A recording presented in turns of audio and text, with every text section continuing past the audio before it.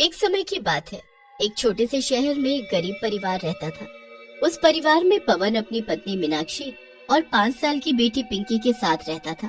पवन एक ढाबे में खाना बनाने का काम किया करता था, मगर वो दिन रात ढाबे पर काम करके भी कुछ ज्यादा पैसे नहीं कमा पाता था।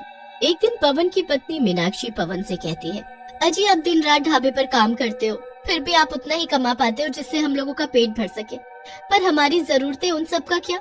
पिंकी अब 5 साल की हो गई है, उसका बड़े स्कूल में दाखिला करने का मेरा सपना लगता है सपना ही बनकर रह जाएगा। हाँ, अरे भाग्यवान, तुम काहे को इतना टेंशन लेती हो? देखना सब ठीक हो जाएगा।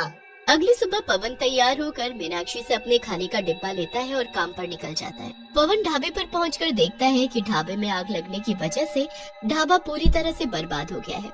पवन सिर पर हाथ रखता है और बोलता है, हे भगवान, ये सब क्या हो गया? पवन घर पहुंचकर अपनी पत्नी को रोते हुए सारी बात बताता है। अजी ढाबे से तो हमारे घर का खर्चा चलता था, ढाबा ही नहीं रहा तो अब घर का खर्च, मकान का किराया, ये सब कहाँ से पूरा होगा। भाग्यवान, तुम चिंता मत करो। जब भगवान एक रास्ता बंद करता है ना, तो वो दूसरा रास्ता अपने आप खोल देता है। फिर पवन रोज काम की तलाश में घर से निकलता है, पर उसे कहीं कोई काम नहीं मिलता और इस तरह से कई दिन बीत जाते हैं। एक रोज पिंकी अपनी माँ से कहती है, माँ कितने दिन हो गए हैं आपने मेरे लिए वो स्पेशल वाला ऑमलेट नहीं बनाया।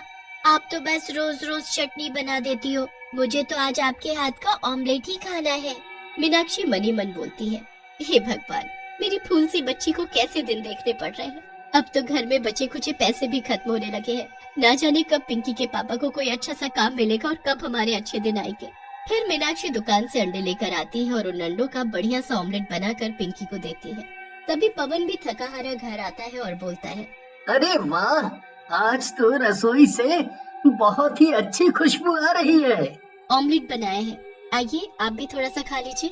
पवन ऑमलेट खाते हुए मीनाक्षी से बोलता है, असली स्वाद तो तुम्हारे हाथों में है।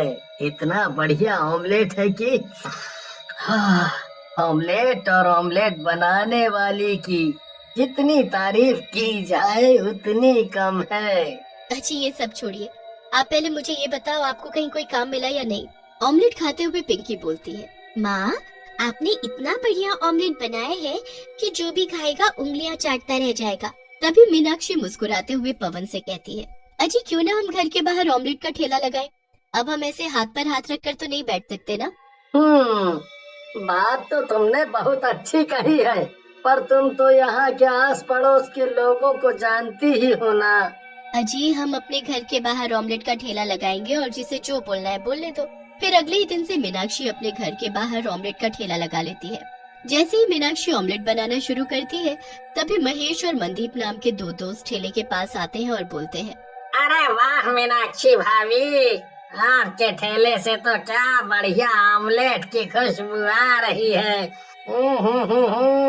वाह वाह। हाँ भाई मनदीप, जब खुशबू इतनी बढ़िया है तो सोच ऑमलेट कितना बढ़िया होगा। अब भाभी जल्दी से हम दोनों के लिए एक एक प्लेट ऑमलेट तो देना। वो दोनों ऑमलेट खाते हैं और बोलते हैं, वाह वाह भाभी, आपके हाथों के ऑमलेट खाकर तो मजा ही आ गया भाई, वाह वाह। फिर कुछ ही देर में मीनाक्षी के ठेले के आसपास ऑमलेट खाने वालों की काफी भीड़ इकट्ठी हो जाती है।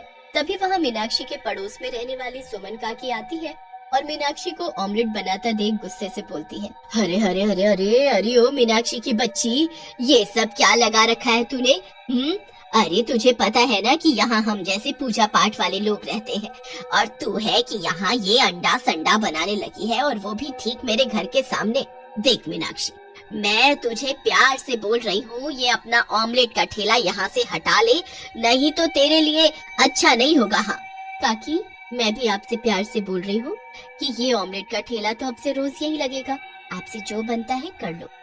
अरे अरे अरे अरे अरे जरा देखो तो इस लड़की को मुझसे कैसे जुबान लड़ा रही है, तुझे तो मैं देख लूंगी। हाँ, ऐसा बोलकर काकी वहाँ से चली जाती है। कुछ देर में रात हो जाती है। पवन और मीनाक्षी ठेला बंद करके अपने घर के अंदर चले जाते हैं। तभी पवन मीनाक्षी से कहता है, भाग्यवान, मैंने तुम्हें कहा था ना कि हमारे पड़ोसी हमें ऑमलेट का ठेला लगाने के लिए मना करेंगे।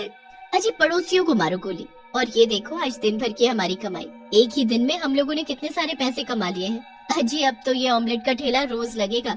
अब आप उस काकी की चिंता ना करो, उसे तो मैं देख लूंगी।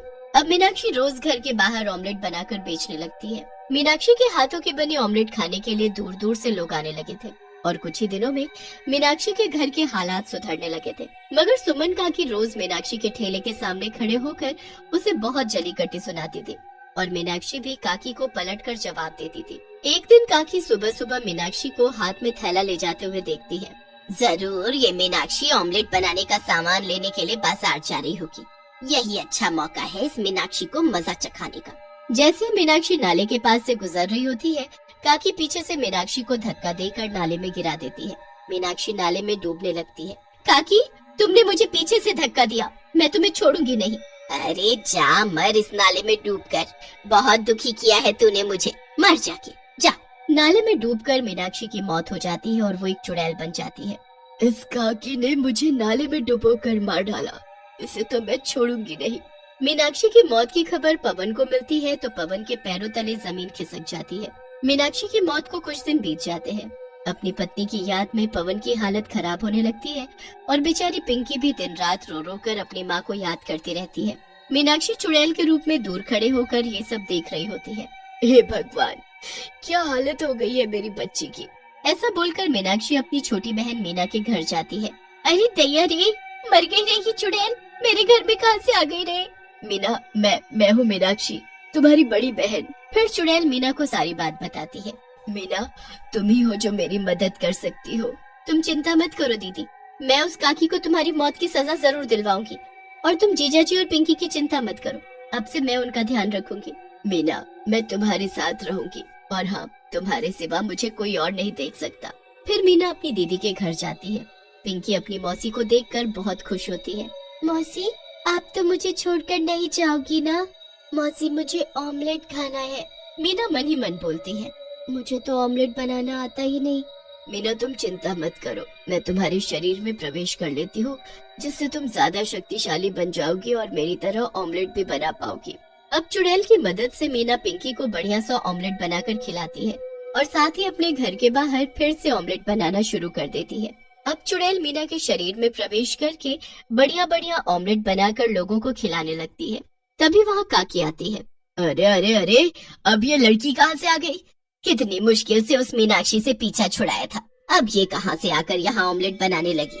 खैर कोई नहीं, जैसे उस मीनाक्षी को नाले में धक्का मारकर मैंने मारा, उसी तरह इसे ठिकाने लगा दूंगी। अरे काकी, मनी मन क्या बड़बड़ किए जा रही हो? ए लड़की, यहाँ ये आमलेट सामलेट नहीं बनेगा। हाँ, अपना ये आमलेट का ठेला बंद कर और जल्दी बन यहाँ से। तभी ऑमलेट खा रहे कुछ लोग काकी का मजाक उड़ाते हुए कहते हैं, अरे काकी, आप ऑमलेट नहीं खाती हो तो ना सही, पर हम लोगों को तो चैन से ऑमलेट खाने दो। काकी गुस्से में वहाँ से चली जाती है और मन ही मन बोलती है, कोई नहीं, आज तुम लोग मजे से ऑमलेट खाओ, पर जब कल ये ऑमलेट बनाने वाली ही नहीं रहेगी तो फिर क्या खाक ऑमलेट खाओगे। अगली सुबह मीना ऑमलेट बनाने का सामान लेने के लिए घर से निकलती है। चुड़ैल भी मीना के साथ चल देती है। तभी पीछे से काकी भी मौका देखकर चुपके से मीना के पीछे चल पड़ती है। चुड़ैल काकी को मीना का पीछा करते देख लेती है। मीना, काकी तुम्हारे पीछे आ रही है, यही मौका है काकी को सबक सिखाने का। मीना मौका देखकर पुलिस को फोन करके नाले वाली जगह बुला लेती है। मीना जैसे ही नाले के पास पहुंचती है, काकी मीना को नाले में धक्का देती है कि तभी वहाँ पुलिस आ जाती है और काकी को पकड़ लेती है। पुलिस लोगों की मदद से मीना को नाले के बाहर निकाल लेती है। देखा इंस्पेक्टर साहब, जिस तरह इस काकी ने मुझे नाले में धक्का देकर मारने की कोशिश की है, उसी तरह इसने मेरी दीदी को नाले में धक्का देकर मार डाला। नहीं नहीं इंस्पेक्टर साहब, ये लड़की झूठ बोल रही है। तभी चुड़ैल सभी के सामने आ जाती है। चुड़ैल को देखकर सभी की सिट्टी पिट्टी गुम हो जाती है। चुड़ैल गुस्से से बोलती है, मैं चाहती तो इस काकी को पहले ही मार डालती, पर ऐसा करके मुझे न्याय नहीं मिलता। इंस्पेक्टर साहब, मैं मीनाक्षी हूँ, जैसे इसने मेरी बहन मीना को मारना चाहा, उसी तरह इसने मुझे मार डाला। मीनाक्षी की मौत के जुर्म में काकी को जेल हो जाती है। काकी को सजा मिलते ही चुड़ैल को मुक्ति मिल जाती है। मीना अब पवन और पिंकी के साथ ही रहने लगती है और रोज ऑमलेट का ठेला लगाने लगती है।